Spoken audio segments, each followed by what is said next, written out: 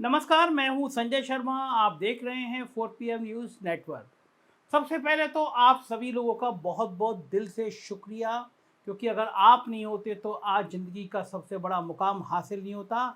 ईद के दिन तोहफ़ा दिया ईश्वर ने, 1 मिलियन का आंकड़ा क्रॉस किया, यानी 10 लाख सब्सक्राइबर आपके अपने 4 PM यूट्यूब के हो गए। ये आपके प्यार के बिना संभव नहीं था। तो आज बात करेंगे अपने साहेब के प्यार की, विपक्ष की एकता के सामने साहेब क्यों डर रहे हैं इस एहसास की, साहेब की मजबूरियां परेशानी क्या है इस बात की। तरह तरह की गोदी मीडिया आपको तरह तरह की कहानियां सुनाती रहती है, बताती रहती है, लेकिन मैं वो कहानियां आपको नहीं सुनाना चाहता। मैं आपको हकीकत में ले जाना चाहता हूँ, और मैं बड़ा दुखी हूँ इस बात से। ये गोदी मीडिया दिन भर जो हिंदू या मुसलमान करती रहती है। अदम गोडवी साहब एक शायर हुए हैं, कवि हुए हैं, उत्तर प्रदेश के छोटे से जिले गोंडा के थे। वही गोंडा जो ब्रजभूषण सिंह को लेकर चर्चा में आया था। उनकी कुछ पंक्तियां हैं, उससे मैं बात को शुरुआत करना चाहूँगा, क्योंकि वो जो आग लगाने वाली चीज़ें बकरीद पर भी हमने देखी, तो मैं एक मैसेज उन कविता के जरिए आपको देना चाहता हूँ कि हिंदू या मुस्लिम के एहसासात को मत छेड़िए, हिंदू या मुस्लिम के एहसासात को मत छेड़िए, अपनी कुर्सी के लिए जज्बात को मत छेड़िए। हम में कोई हूड़, कोई शक, कोई मंगोल है, दफन है जो बात, अब उस बात को मत छेड़िए। गर गलतियां बाबर की थीं, जुम्मन का घर फिर क्यों जले। गर गलतियां बाबर की थीं, जुम्मन का घर फिर क्यों जले। ऐसे नाजुक वक्त में हालात को मत छेड़िए। है कहाँ हिटलर हलाकू जार या चंगेज खां, है कहाँ हिटलर हलाकू जार या चंगेज खां। मिट गए सब, कौम की औकात को मत छोड़िए। छेड़िए एक जंग, छेड़िए एक जंग मिलजुल कर गरीबी के खिलाफ। दोस्त मेरे, मजहबी नगमात को मत छेड़िए। वो कहते हैं ना, कितना भी बड़ा शेर क्यों ना हो, लेकिन अगर सामने से कुछ लोग एक साथ एकजुट होकर आ जाएं, तो डर फिर शेर को ही लगने लगता है। फिर वो अपने पैर को पीछे खींचने लगता है। और ये हालात देश की राजनीति में भी लगने लगे हैं। ये तो एक कहावत है, लेकिन आजकल कुछ ऐसी ही बेचैनी हमारे 56 इंच सीने वाले हमारे युग पुरुष प्रधानमंत्री मोदी जी को भी, उनके सीने में भी मची हुई है। उसकी वजह यह है कि सामने पूरा विपक्ष अब एक होने की तैयारी में है, जबकि इधर मोदी जी अकेले ही अपनी नाकामियों को लेकर खड़े हुए हैं। दरअसल 2024 के लोकसभा चुनाव में अब साल नहीं बल्कि महीनों का ही समय शेष रह गया है। अगर लोकसभा चुनाव अपने तय समय पर हुए, तो चुनावों में सिर्फ 9-10 महीने का समय बाकी रह गया है। ऐसे में राजनीतिक दलों ने अपनी रणनीति बनाना शुरू कर दी है। इसी क्रम में 2024 में भारतीय जनता पार्टी को सत्ता से रोकने के लिए विपक्षी दलों के एक साथ आने की योजना उन्होंने प्लानिंग शुरू की है, जमीन पर दिखने लगी है। क्योंकि विपक्ष भी अब इस बात को भांप गया है कि अलग अलग लड़ने से जो वोटों का बिखराव होता है, उसी का फायदा भाजपा और साहेब को मिल जाता है, जिससे वो सत्ता में विराजमान हो जाते हैं। ऐसे में अगर पूरा विपक्ष एक साथ आ जाए, तो भाजपा विरोधी वोट बंटने की बजाय एकजुट हो जाएगा, जिससे भाजपा और साहेब की राह मुश्किल हो जाएगी, सत्ता उनसे दूर हो जाएगी। इसी योजना के तहत कई विपक्षी दलों ने बिहार की राजधानी पटना में एक बैठक की थी, जिसके बाद से भाजपा और साहेब के दिल में खलबली मच गई है। क्योंकि इस बात से प्रधानमंत्री मोदी और भाजपा काफ़ी अच्छी तरह से वाकिफ हैं कि 2024 में हालात बहुत बहुत बहुत खराब है। क्योंकि भाजपा के पास सिर्फ एक ही नाम और चेहरा है, वो है प्रधानमंत्री मोदी का। लेकिन हालिया परिस्थितियां, चुनाव परिणामों और कई सर्वे को देखें, भाजपा और आरएसएस के अंदरूनी सर्वे को भी देखें, तो ये पता चलता है कि देश में अब 2014 और 2019 वाला मोदी मैजिक कहीं नहीं रहा। यानी साहेब का जो करिश्मा और जो उनकी मास अपील पिछले 2 लोकसभा चुनाव में थी, उसकी हवा निकल गई है। और इसी मास अपील पर 2014 और 2019 में भाजपा सत्ता में लौटी थी। वो इस बार कहीं दिखाई नहीं दे रही है। इस बार खुद संघ आरएसएस भी मान चुका है। यही वजह है कि भाजपा और साहेब 2024 को लेकर काफी बेचैन नजर आ रहे हैं। ऊपर से जब से विपक्षी एकता की ये बैठक हुई है, जिसमें 2024 में एक साथ चुनावी रण में उतरने की योजना तैयार की गई, तब से भाजपा और साहिब के दिल की धड़कनें तेज हो गई, क्योंकि भाजपा को भी ये अच्छे से पता है अगर विपक्षी दल एक हो गए तो 2024 में सत्ता वापसी काफी मुश्किल हो जाएगी। यही वजह है कि अब पीएम मोदी ने अपने प्रचार की शैली में अंतर कर दिया है। अब वो मंचों से खुलेआम विपक्ष दलों पर कस के हमला बोलने लगे हैं। उनको एक प्रधानमंत्री या नेता की तरह नहीं, बल्कि किसी, माफ कीजिएगा इन शब्दों को, लेकिन जो शैली लगती है वो गुंडे मवाली के लहजे में धमकियां देने लगे। शायद कहीं ना कहीं इस तरह की भाषा शैली का इस्तेमाल करके विपक्षी एकता को लेकर उनकी बौखलाहट और 2024 में हार के डर को दर्शा रही है। प्रधानमंत्री परेशान है कि ईडी, सीबीआई, इनकम टैक्स कुछ कर नहीं पा रहा। तभी तो जब प्रधानमंत्री मोदी मध्य प्रदेश के भोपाल में मेरा बूथ सबसे मजबूत कार्यक्रम में भाजपा कार्यकर्ताओं को संबोधित कर रहे थे और उनमें 2024 के लिए जोश भर रहे थे, उस समय उन्होंने जिस अंदाज में सभी विपक्षी नेताओं, उनके दलों का नाम लेकर संबोधित किया, उससे जाहिर हो गया कि वो साहिब को विपक्षी एकता का डर सताने लगा है।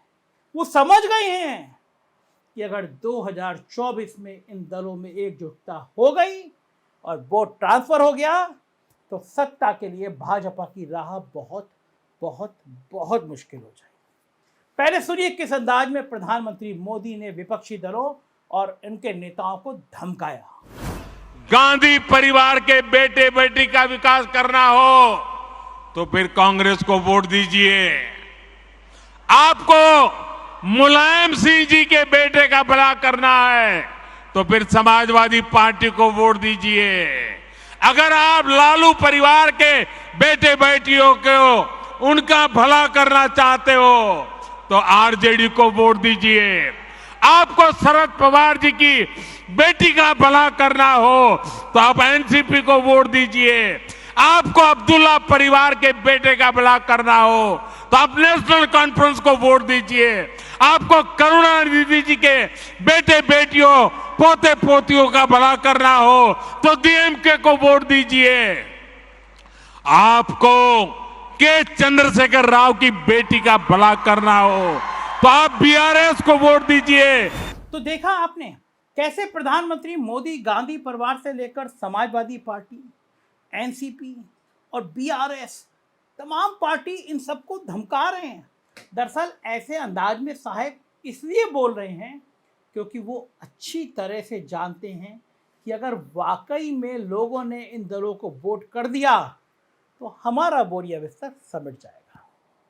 क्योंकि आपको जानकर हैरानी होगी कि अगर ये सभी दल एक हो जाते और इनका वोट सिर्फ किसी एक प्रत्याशी के पाले में जाता तो 2024 ही नहीं 2019 में भी चुनाव का परिणाम कुछ और होता और भाजपा की स्थिति भी 303 वाली ना होकर कुछ अलग ही होती। संभावना तो ये भी है कि अगर ऐसा हो जाता तो 2019 में भाजपा और साहिब सत्ता से बहुत दूर हो जाते। यानी जब 2019 में यह हाल हो सकता था तो अगर 2024 में सब एक हो जाएं तब साहिब और भाजपा की सत्ता से विदाई तय हो जाएगी। क्योंकि 2024 में तो हालात और परिस्थितियां 2019 से बिल्कुल विपरीत नजर आ रही हैं। पुलवामा का उन्माद था, हिंदू मुसलमान की आग थी, लेकिन इस बार आग लोगों के पेट पे आ पड़ी है। लोगों का रोजी रोटी कारोबार ठप हो गया है, महंगाई ने बर्बाद कर दिया, तबाह कर दिया है। इसलिए अब ऐसे बातों के साथ साथ विपक्षी एकता की बातें सुनकर साहिब काफी बौखलाए हुए नजर आ रहे हैं। क्योंकि अगर आंकड़ों की दृष्टि से 2019 के चुनाव को देखें तो 2019 में भाजपा को कुल 22 करोड़ 90 लाख वोट मिले थे, जबकि कांग्रेस को 11 करोड़ 94 लाख वोट मिले थे, यानी भाजपा से आधे वोट। लेकिन विपक्ष के वोटों को देखें, जो पटना की विपक्षी एकता की बैठक में पहुंचे, तो जो आंकड़े निकल कर सामने आएंगे वो साहिब और भाजपा के लिए डराने वाले होंगे। क्योंकि ऐसे मौके पे विपक्ष भाजपा से कहीं आगे निकलता हुआ नजर आ रहा है। विपक्ष के सभी आंकड़ों को अगर कांग्रेस के साथ मिलाकर देख लें तो ये मिलकर भाजपा के वोट से कहीं आगे निकल जाएगा। यहाँ याद दिला दूं मैं आपको, बात 2019 की हो रही है, 2024 में तो तस्वीर बिल्कुल बदली हुई है। भाजपा वैसे भी महंगाई, बेरोजगारी, अर्थव्यवस्था, तमाम तरह के मुद्दों को लेकर घिरी हुई है। ऐसे में विपक्षी दलों की एकता साहिब के लिए दिन रात कठिन चुनौती बनती जा रही है। यही वजह है कि विपक्ष की बढ़ती ताकत और अपना घटता वर्चस्व और कम होते प्रभाव को देखकर साहब बौखला गए हैं। इसलिए वो अब ऐसी भाषा का इस्तेमाल करने लगे हैं, खुलेआम एक मामूली गुंडे की तरह धमकी देने लगे हैं। साथ ही विपक्ष को एक साथ आता देखकर चुनाव से पहले साहब को अचानक भ्रष्टाचार की याद आने लगी है, भ्रष्टाचारियों की याद आने लगी है। वो जनता के सामने आकर कहने लगे हैं ये सब भ्रष्टाचारी हैं और सब भ्रष्टाचारी एक होकर हमें हराने का प्रयास कर रहे हैं। साथ ही साहब सभी भ्रष्टाचारियों को इनसे निपटने की गारंटी देते हुए नजर आ रहे हैं, जेल के पीछे भेजने की गारंटी दे रहे हैं। पहले सुनिए किस तरह की शैली में विपक्ष को धमकाया है इस मौके पर, भ्रष्टाचार के मौके पर साहब ने। अगर उनकी घोटाले की गारंटी है तो मोदी की भी एक गारंटी है।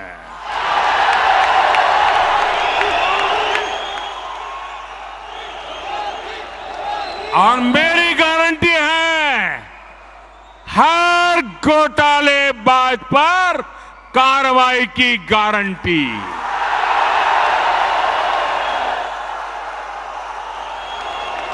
हर चोर लुटेरे पर कार्रवाई की गारंटी। जिसने गरीब को लूटा है, जिसने देश को लूटा है, उसका हिसाब तो हो करके रहेगा।